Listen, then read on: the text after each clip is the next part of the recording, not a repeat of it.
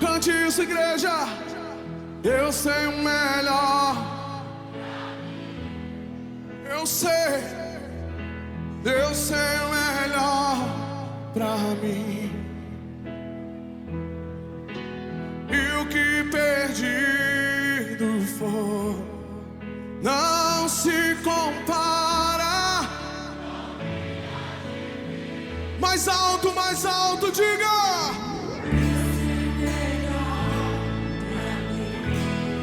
Eu sei melhor. E o que perdido foi, não se compara com o que há de vir. Quantos creem nisso essa noite? Eu sei melhor pra mim. Eu creio.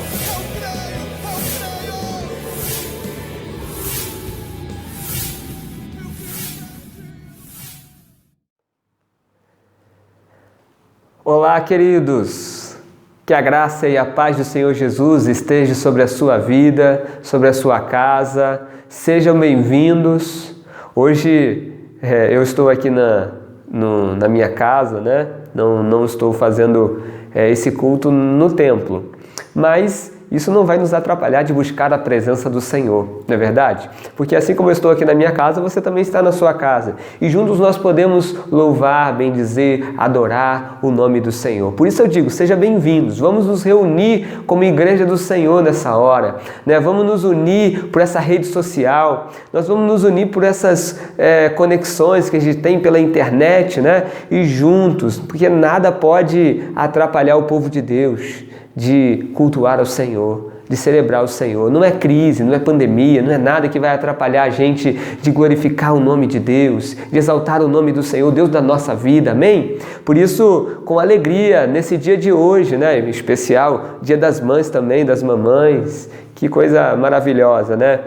Desde já eu quero homenagear as mães, dizer um Feliz Dia das Mães para você, mamãe. Mas eu quero, acima de tudo, ler uma palavra aqui para a gente iniciar o culto e que essa palavra possa nos inspirar durante esse culto, amém? Salmo de número 99, você pode abrir aí comigo? Salmo 99, vamos fazer a leitura deste salmo para a gente cantar, louvar, bendizer o nome do Senhor. Diz assim o Salmo 99, Reina o Senhor, tremam os povos, Ele está entronizado acima dos querubins. Abale-se a terra. O Senhor é grande em Sião e está exaltado acima de todos os povos. Celebrem eles o teu nome grande e tremendo, porque é santo. És Rei poderoso que ama a justiça. Tu estabeleces o direito, executas o juízo e a justiça em Jacó. Exaltem o Senhor nosso Deus. Prostrem-se diante do estrado de seus pés. O Senhor é santo. Moisés e Arão entre os seus sacerdotes e Samuel entre os que lhe invocam o nome, clamavam ao Senhor e ele os ouvia. Falava-lhes na coluna de nuvem. Eles guardavam seus mandamentos e a lei que lhes tinha dado. Tu lhes respondestes, ó Senhor, nosso Deus. Foste para eles Deus perdoador, ainda que os tenhas castigado por seus atos. Exaltem o Senhor nosso Deus e prostrem-se diante do seu santo monte, porque santo é o Senhor, o nosso Deus. Aleluia! Nosso Deus é santo. Nosso Deus é poderoso, nosso Deus é bendito. Nós estamos aqui nessa noite para realmente glorificar e exaltar ao nosso Deus. Como diz aqui o salmista, reina o Senhor, tremam os povos. Estamos diante da glória de Deus. E assim como acontecia no passado, que como diz aqui no versículo 7, né? Deus ele vinha como uma nuvem e descia com aquela nuvem no tabernáculo e a glória dele enchia aquele local. Que essa nuvem da glória do Senhor também encha aí a sua casa. Que a glória do Senhor entre na sua casa nessa hora. Que a nuvem de Deus desça sobre você, desça sobre a sua família, desça sobre o seu lar. Que possamos realmente nos render diante da glória de Deus, diante da presença do Senhor nessa noite. Amém, queridos? Você é convidado a fazer assim. Vamos orar então? Vamos colocar nossas vidas diante do Senhor. Vamos pedir para que a glória de Deus encha este lugar, encha as nossas vidas, em nome de Jesus. Ore comigo, querido Deus, eterno Pai. Senhor, é no nome de Jesus, ó Deus, eu quero te louvar, eu quero te agradecer, ó Pai, ó Deus, por esse culto que nós, ó Deus, queremos prestar a Ti nesta noite. Toma nossas vidas em Tuas mãos, ó Deus. Toma o primeiro lugar neste culto. Desça com a Tua glória sobre nós, com a Tua glória Shekinah, com a Tua nuvem de glória. Desça sobre cada lar nesse momento, Senhor. Vai enchendo cada coração desde já, vai enchendo cada vida, vai enchendo as famílias, Senhor. Vem, Senhor, com a Tua glória e vai derramando do Teu amor, vai derramando, Senhor, da plenitude da Tua graça, da Tua misericórdia, da Tua alegria, da Tua paz. Vem sobre nós esse culto, Senhor, nós queremos prestar a Ti, queremos nos render totalmente ao Senhor, Pai, adorar o Senhor na beleza da Tua santidade, porque Tu és santo, Tu és justo, Tu és bom, Tu és maravilhoso, grande é o Senhor e muito digno de ser louvado. Eis aqui as nossas vidas, ó Deus, receba as nossas vidas, ó Pai, inclina Teus ouvidos à nossa adoração, inclina Teus ouvidos à nossa oração, Senhor, e também que a Tua voz possa ressoar neste culto para falar conosco também. Ó Deus, toma o primeiro lugar. Nós oramos agradecidos por tudo no nome de Jesus. Amém e amém. Queridos, vamos louvar o Senhor com o nosso Ministério do Louvor, né? Vamos exaltar o nome do Senhor, glorificá-lo acima de todas as coisas. Amém? Louvemos ao Senhor.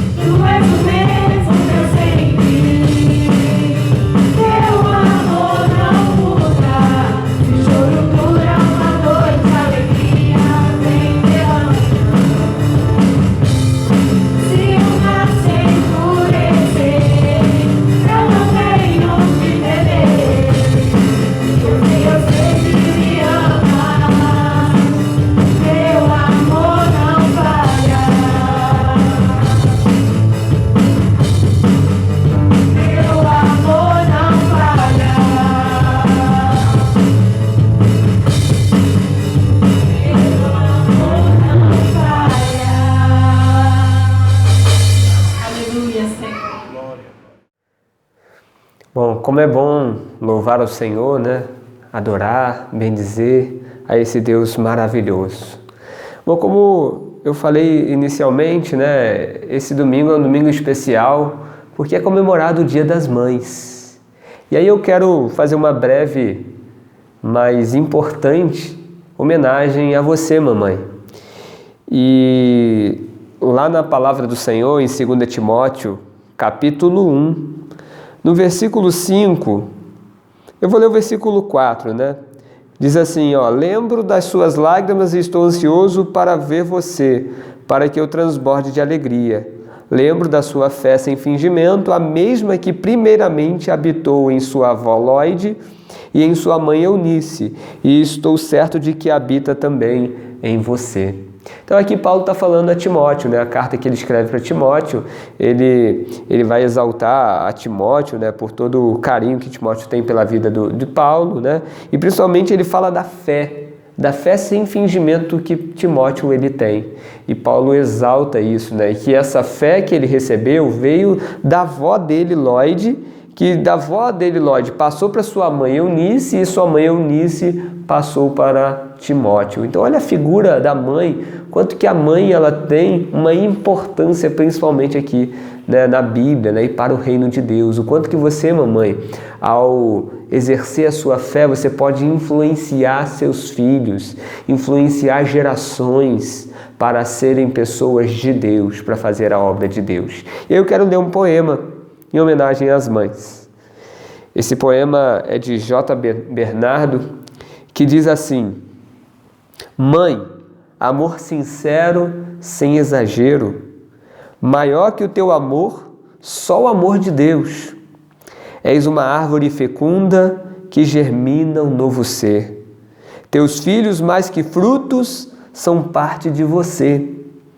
És capaz de doar a própria vida para salvá-los, e muito não te valorizam. Quando crescem, te esquecem. São poucos os que reconhecem, mas Deus nunca lhe esquecerá e abençoará tudo o que fizestes aos seus.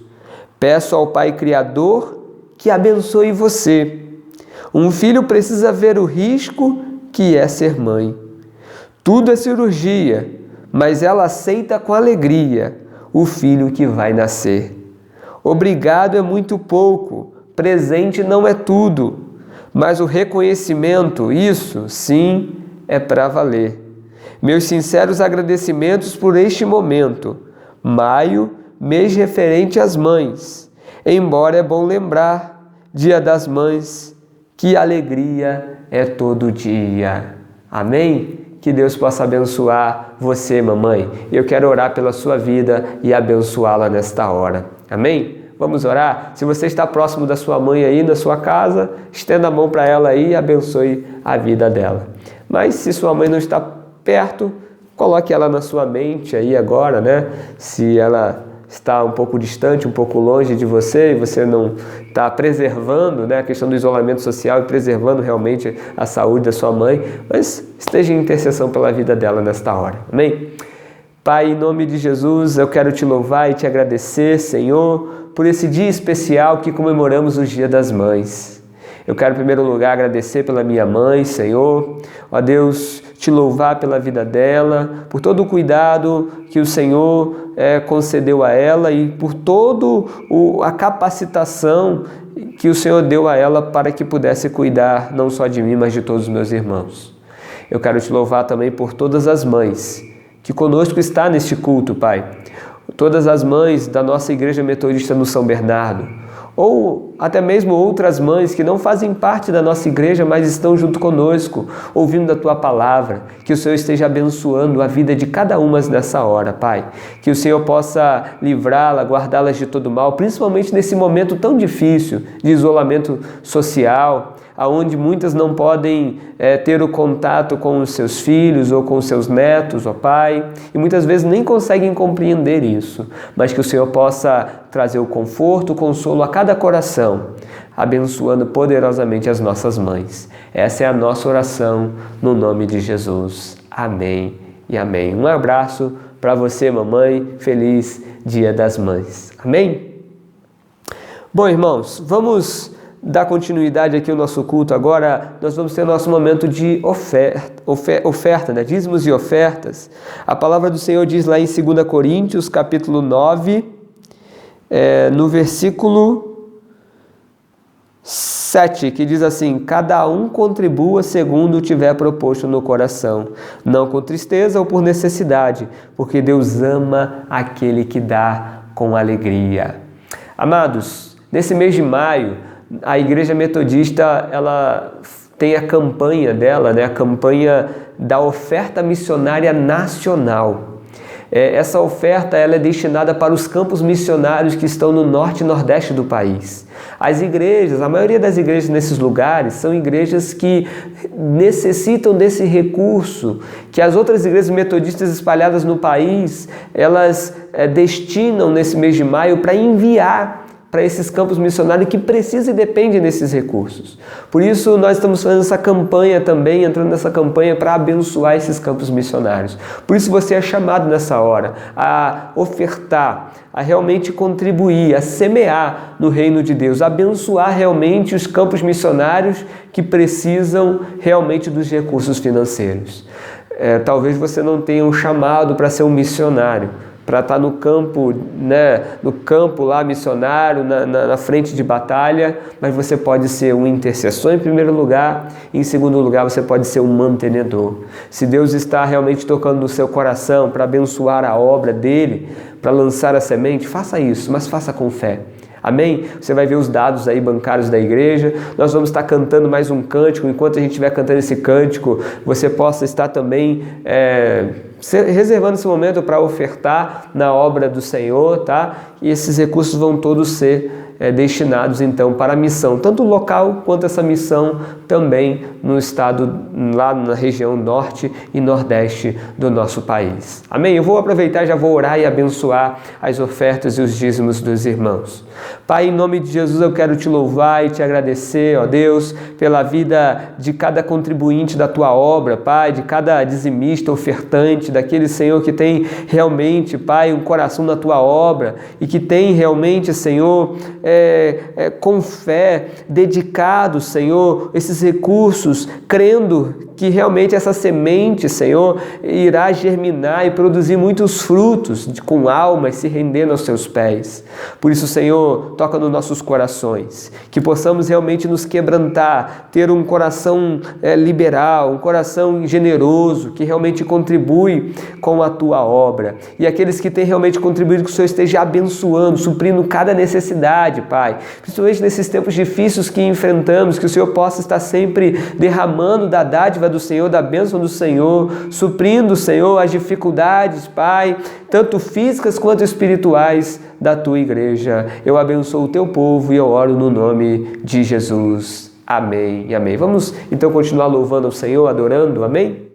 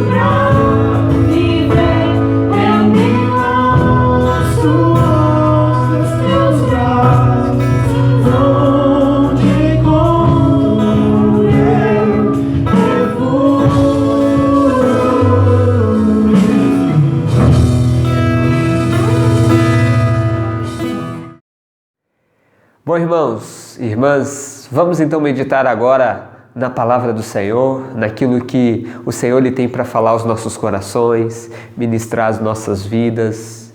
Preste bem atenção naquilo que o Senhor lhe tem para te orientar, aquilo que o Senhor lhe tem para falar à sua vida, que você realmente esteja com o seu coração aberto, com seus ouvidos atentos, aquilo que o Senhor lhe tem para ministrar à sua vida. Amém?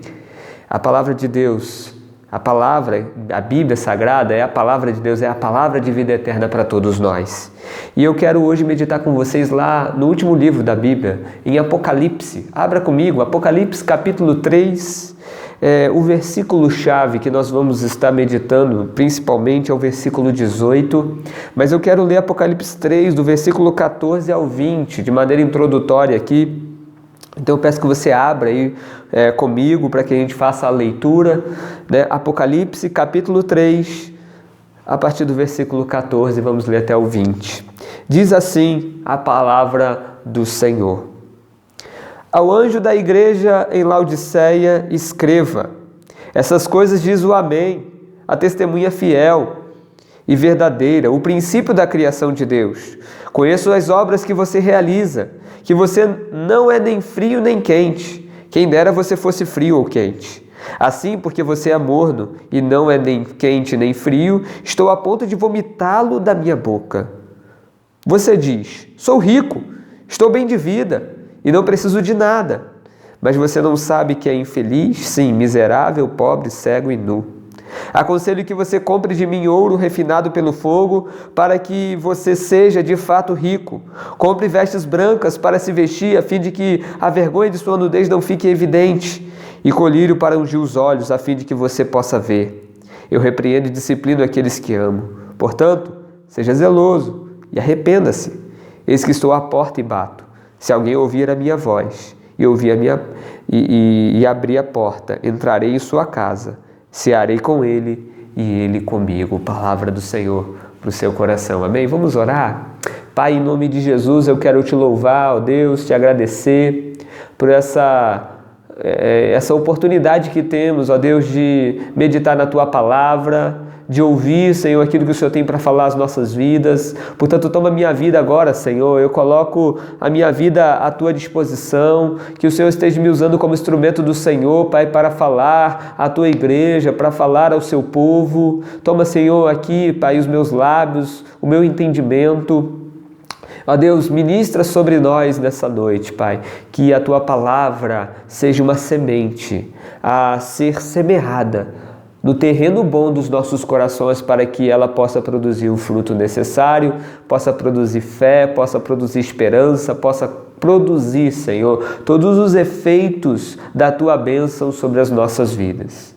Eu oro no nome de Jesus. Amém e amém. Glória a Deus. Olha, o versículo 18 diz assim: aconselho que você compre de mim ouro refinado pelo fogo, para que você seja de fato rico. Compre vestes brancas para se vestir, a fim de que a vergonha da sua nudez não fique evidente. E colírio para ungir os olhos, a fim de que você possa ver. Interessante que no versículo 18 aqui, como nós lemos, né, há um conselho do próprio Senhor Jesus para a igreja de Laodiceia. E o conselho é que você compre de mim. O tema é compra. E quando eu penso em compra, eu vejo a situação que a gente vivencia hoje. Uma situação tão difícil, de crise, de pandemia, que tem afetado de forma tão drasticamente a nossa economia, a economia no sentido, no geral, a economia do país, a economia até mundial, Isso afeta as casas, as famílias, os lares. Muitas pessoas estão passando dificuldades. A renda tem caído de muitas pessoas.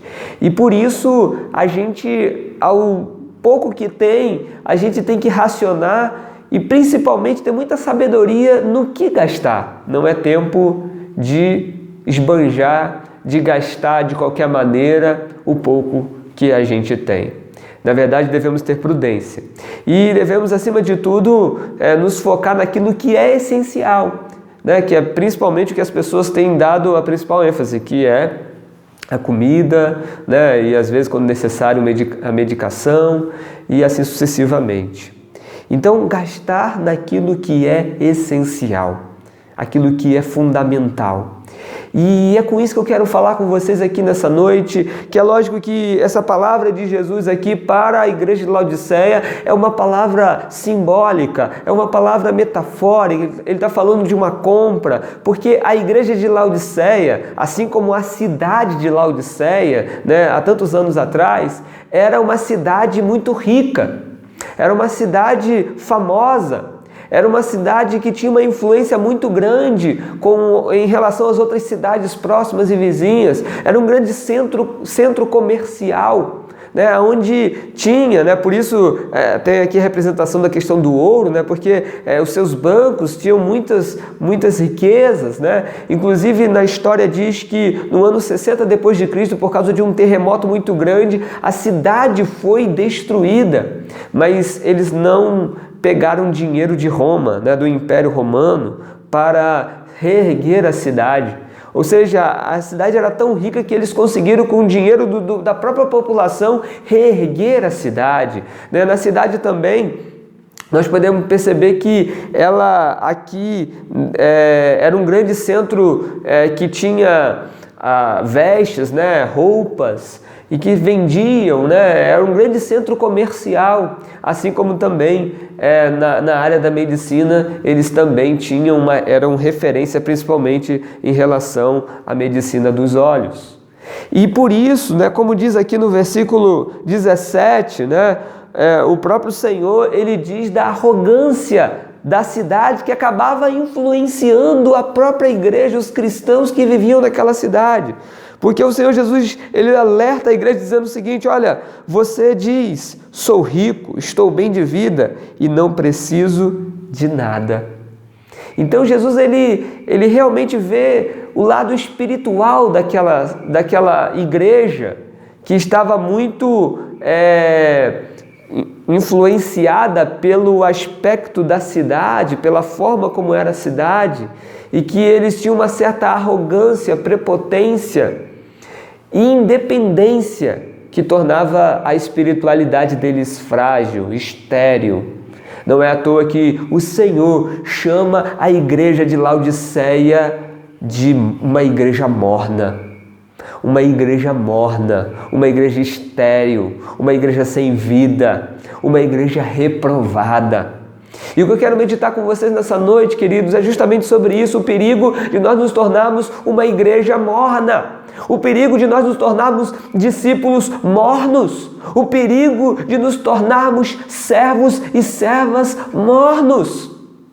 Precisamos analisar nossas vidas, os nossos corações, e ver como que nós estamos em relação à nossa espiritualidade, à nossa comunhão com o Criador, à nossa comunhão com Deus. Porque assim como a igreja de Laodiceia, que se encontrava num estágio espiritual totalmente frágil, totalmente a linguagem que o Senhor Jesus usa aqui, no versículo 17 diz assim, mas você na verdade é infeliz, sim, miserável, pobre, cego e nu. Eles se gabavam do material, mas espiritualmente eles estavam totalmente desamparados, totalmente desarmados, totalmente fragilizados, mortos.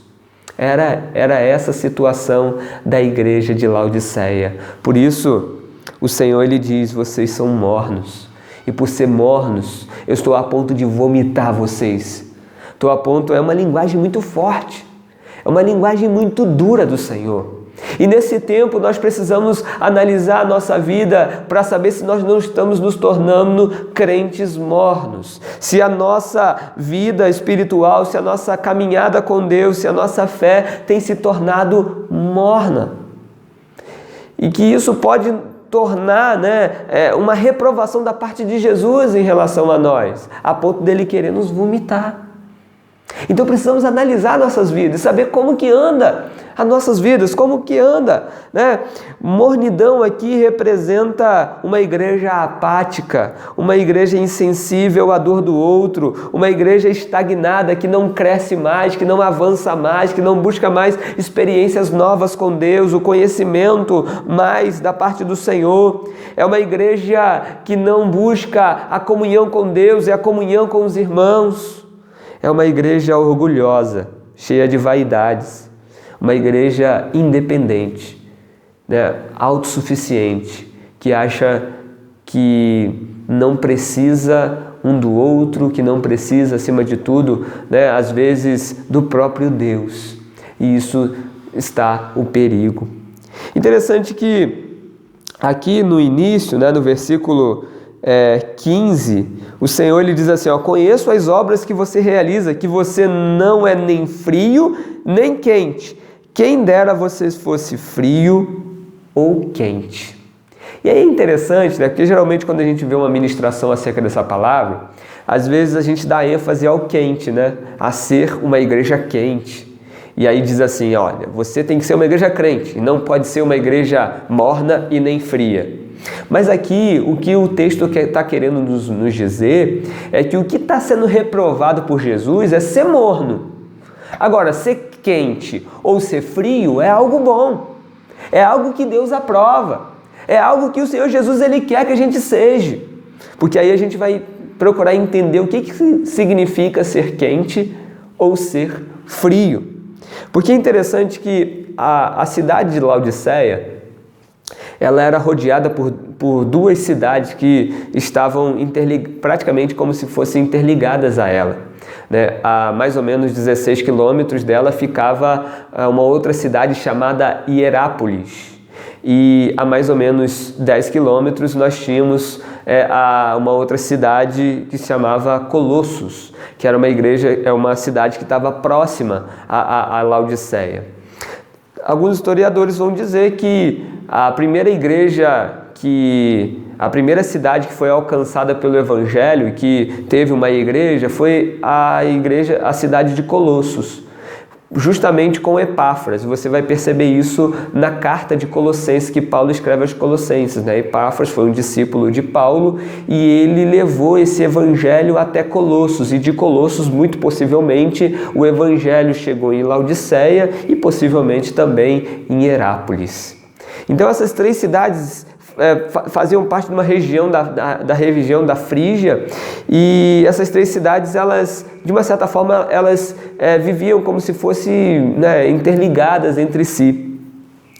E interessante que tanto Hierápolis quanto Colossos, de forma natural, eles tinham águas que vinham de rios que estavam próximas a eles, como por exemplo Hierápolis, ela era considerada e marcada porque eles tinham águas termais, águas quentes, que tinham na cidade de Hierápolis, né? E muitas pessoas iam para lá porque essas águas, elas eram águas medicinais e que traziam cura, que traziam, né, de uma certa forma, algo bom para o corpo. Por isso as pessoas iam para Hierápolis, porque ali tinham águas termais, águas quentes. Já Colossos era conhecido porque tinha um rio que passava por lá, um rio que tinha água fria, água bem fria, fresca, e que era boa de se beber, ou seja, água refrescante. Daí a gente vê no texto, né, que a representação aqui do que o Senhor está realmente exortando a Laodiceia é justamente porque nessas duas cidades, né, você tinha essas duas representações. Águas, por exemplo, em Colossos, né, que era uma água refrescante, que você podia beber tranquilamente, que trazia, né, fazia bem para a sua saúde, e nós tínhamos em Hierápolis as águas termais, que apesar de você não beber uma água quente, mas ela serve como terapia. Então é algo que produzia saúde para as pessoas. Então temos dois polos que são polos importantes, né, e que gerava de uma certa forma algo benéfico para as pessoas. E Laodiceia não tinha, né, nenhum rio que passava entre a sua cidade. Então para eles terem água na cidade, eles tinham que canalizar, e principalmente essa água que passava por Hierápolis. E eles encanavam essa água, e como era muito próximo, não dava tempo da água que passava pelo cano esfriar para chegar, né, para as pessoas em Laodiceia. Então a água, quando saía de Hierápolis e chegava em Laodiceia, a água chegava morna. E por isso ela era imprópria para beber, porque você beber, não sei se você já fez esse teste, de tentar beber uma água morna, e é algo que realmente traz uma repugnação, a gente não consegue beber, né? Por isso que o Senhor ele usa essa linguagem para mostrar, né, que Laodiceia, a espiritualidade deles estava relacionado a essas águas, né, que eles representavam essa água morna, que estava a ponto de vomitar, porque não é uma água tragável. Ou seja, a espiritualidade deles é como essa água que eles mesmos tinham na sua cidade. Ou seja, era uma espiritualidade intragável. Era isso que Jesus estava falando com eles, né? Portanto, eles não eram nem quente nem frio, ou seja, não eram nem quentes no sentido de ser algo curador, algo que traz cura, né, que traz bênção, benefício. Eles não eram também nem frios no sentido de ser refrescante, de também trazer vida, de trazer, né, que a água representa isso, vida, né? Pelo contrário, eles eram mornos. Essa era a espiritualidade dessa igreja. E por isso nós precisamos analisar as nossas vidas. Analisar. Por isso o Senhor ele fala, olha, o estado de vocês é um estado deplorável. Na verdade, vocês se gabam pela realidade material, mas espiritualmente vocês estão longe de mim. Por isso o conselho da parte de Deus, o conselho da parte de Jesus para aquela igreja, olha, eu aconselho que você compre de mim ouro refinado pelo fogo, para que você seja de fato rico. Compre vestes brancas para se vestir, a fim de que a vergonha da sua nudez não fique evidente, e colírio para ungir os olhos, a fim de que você possa ver. Aqui era uma linguagem totalmente espiritual para aquela igreja. E aqui Jesus ele fala sobre 3 coisas que aquela igreja precisava comprar para a espiritualidade daquela igreja ser restaurada, se tornar uma igreja viva, cheia de vida de novo, ser uma igreja restaurada pelo poder de Deus, pela graça de Deus, pela misericórdia do Senhor. Às vezes você pode estar nessa situação, às vezes como um crente morno, como um crente que apático, às vezes fraco, frágil, né, improdutivo espiritualmente, infrutífero, e você às vezes tem essa consciência e não está satisfeito com essa vida, e você quer mudar, você sabe que isso o Senhor não está se agradando da vida espiritual que você está levando. Então, o que a palavra de Deus ela quer nos orientar aqui? Qual é o conselho da parte do Senhor para todos nós? E aí o conselho de Jesus é que você compre de mim ouro refinado. A primeira compra que o Senhor ele quer que a gente faça é comprar o ouro que vem de Jesus.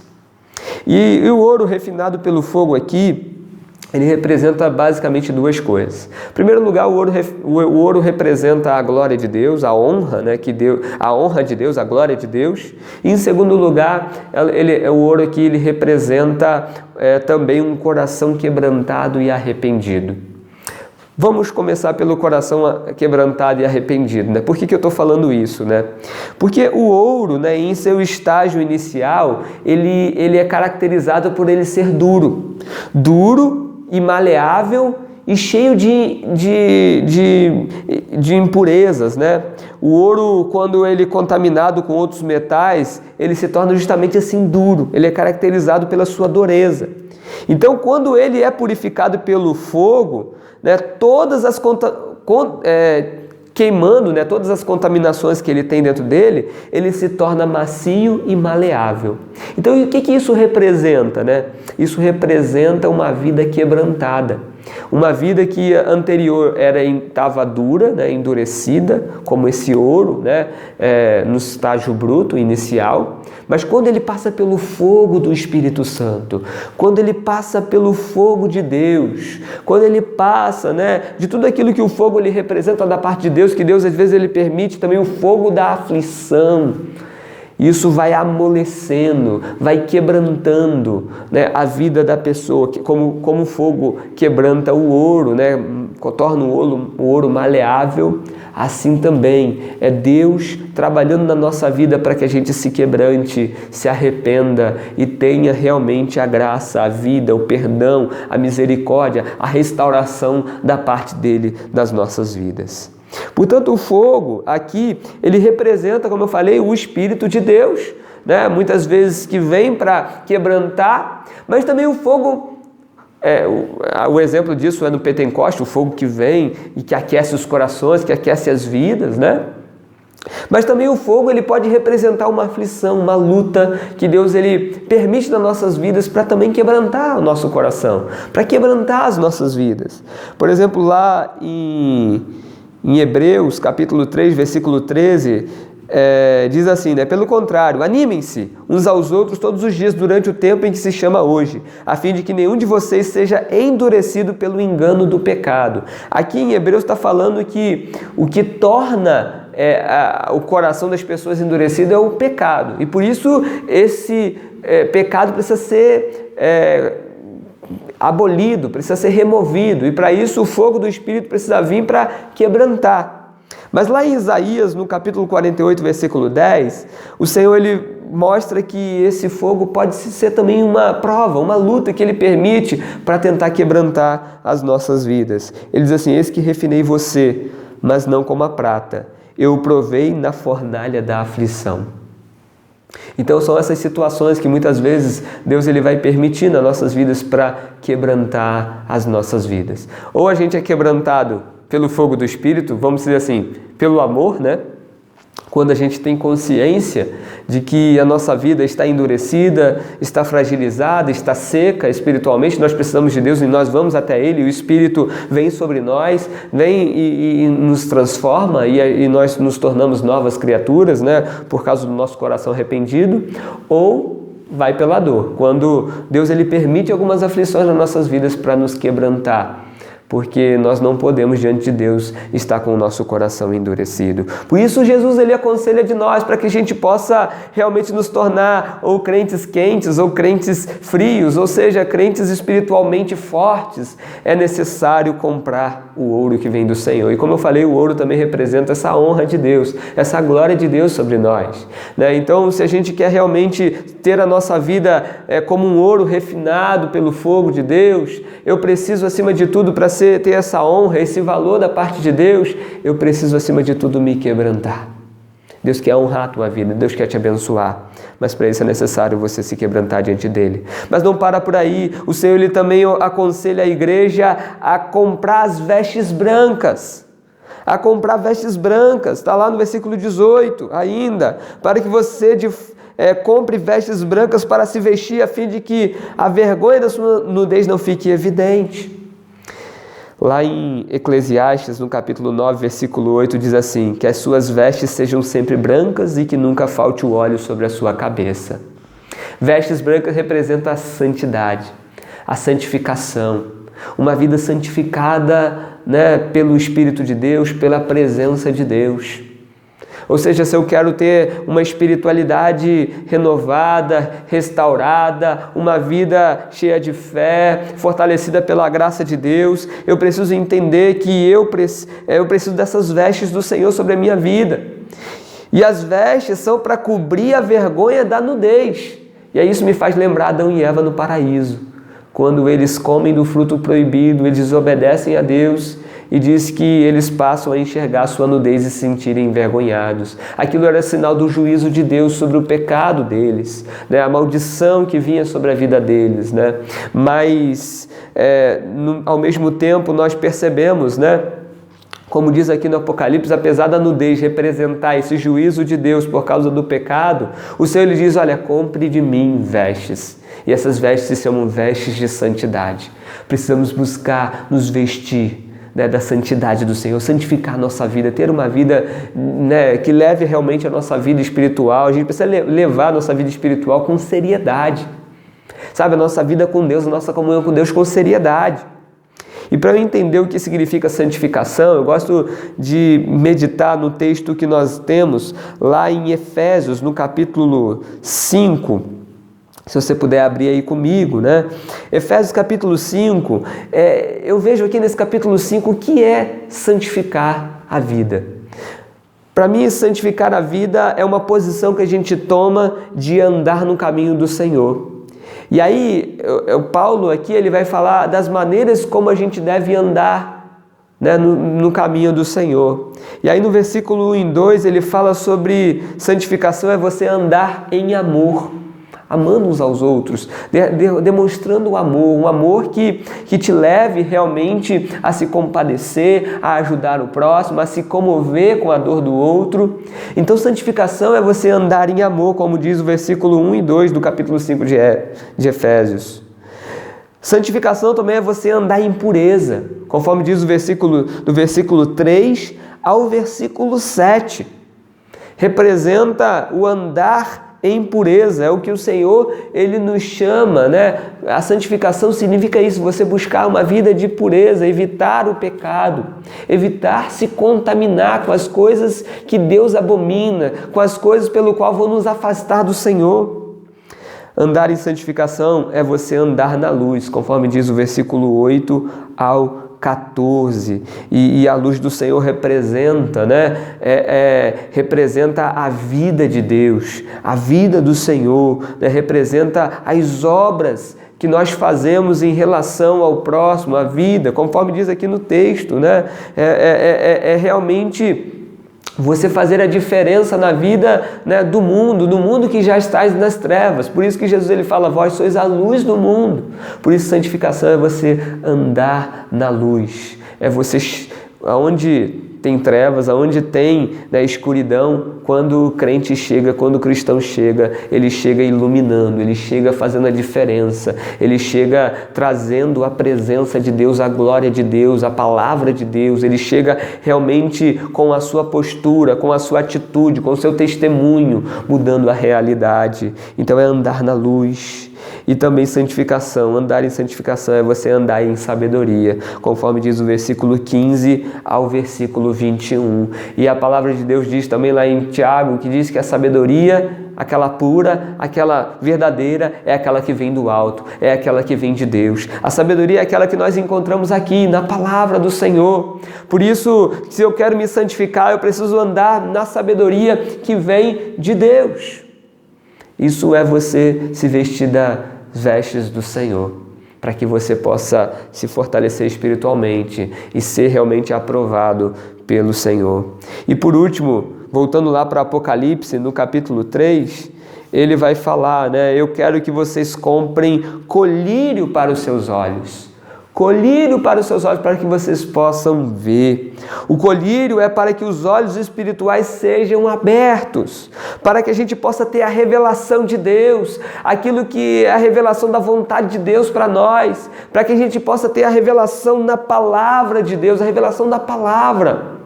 Quantos estão mesmo na presença de Deus buscando, estão na igreja, mas estão cegos espiritualmente, não conseguem receber da revelação de Deus, não conseguem receber da compreensão e do discernimento da palavra de Deus, estão cegos e por isso estão mornos e no pecado, e por isso que o Senhor tem reprovado muitos crentes, porque estão cegos espiritualmente. Por isso ele fala, compre de mim colírio para os seus olhos, para que possam enxergar, para que possam ter a revelação de Deus, para que possam ter a clareza daquilo que é a vontade de Deus para nós. É termos uma visão clara da dimensão do reino de Deus, uma dimensão espiritual das coisas, né, que estão à nossa volta.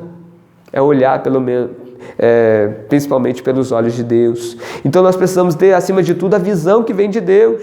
É ver como Jesus vê, é olhar para as pessoas como Jesus olha, é olhar para o mundo como Jesus olha, é enxergar, né, as armadilhas que Satanás ele coloca nos nossos caminhos. Isso é o colírio de Deus que coloca sobre nós para que a gente possa ter essa visão.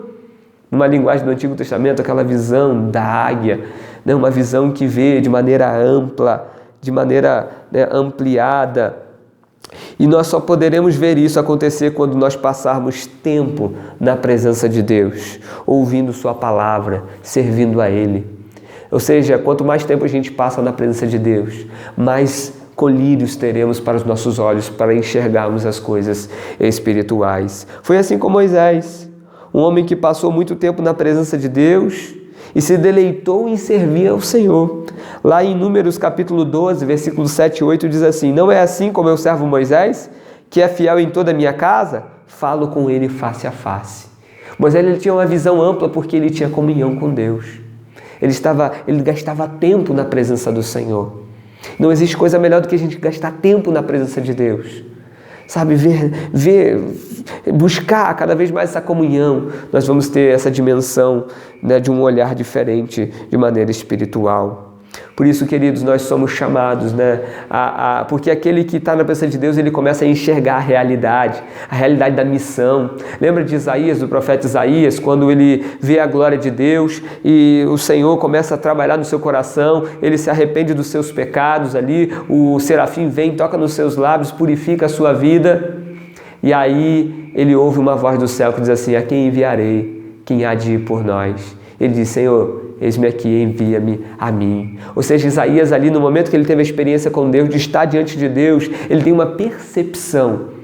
Assim como ele consegue enxergar aquilo que Deus estava olhando para o mundo e vendo a realidade que principalmente o seu povo estava enfrentando e estava passando.